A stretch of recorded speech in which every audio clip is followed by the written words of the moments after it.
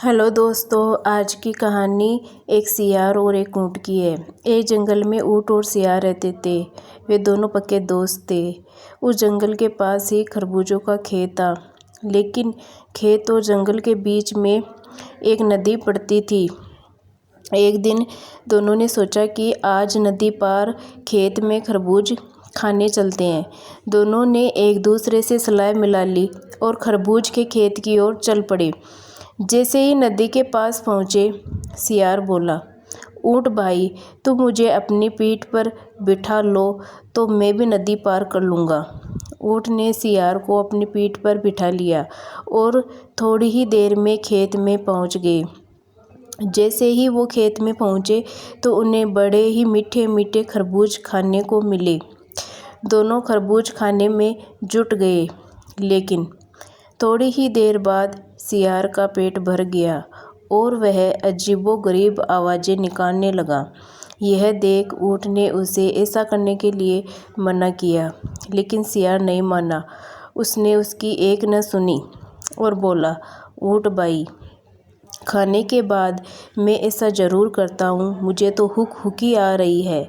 ऊँट ने कहा, अगर तुम ऐसे ही करते रहोगे तो खेत का मालिक आ जाएगा और हमारी पिटाई कर देगा। लेकिन सियार फिर भी चुप नहीं हुआ और ऐसे ही करता रहा। सियार की आवाज़ सुन खेत का मालिक आ गया। खेत के मालिक को आता देखकर सियार तो झाड़ियों के पीछे छुप गया और ऊँट बेचारा पिट गया। अब जब सियार और ऊँट की जंगल वापस जाने की बात आई तो सियार ऊँट के पास आया और ऊँट से बोला कि भाई, तुम मुझे अपनी पीठ पर बिठा लो। ऊँट को भी अपना बदला लेने का मौका मिल गया, तो उसने सियार को अपनी पीठ पर बिठा लिया। जब ऊँट नदी के बीचों बीच पहुँच गया तो बोला, यार, मुझे तो लुटी आ रही है। खाना खाने के बाद मैं लेटता ज़रूर हूँ। जैसे ही ऊँट बैठने को हुआ तो सियार ने उससे कहा, अगर तुम ऊँट बैठ जाओगे तो मैं डूब जाऊँगा, बस थोड़ी देर रुक जाओ।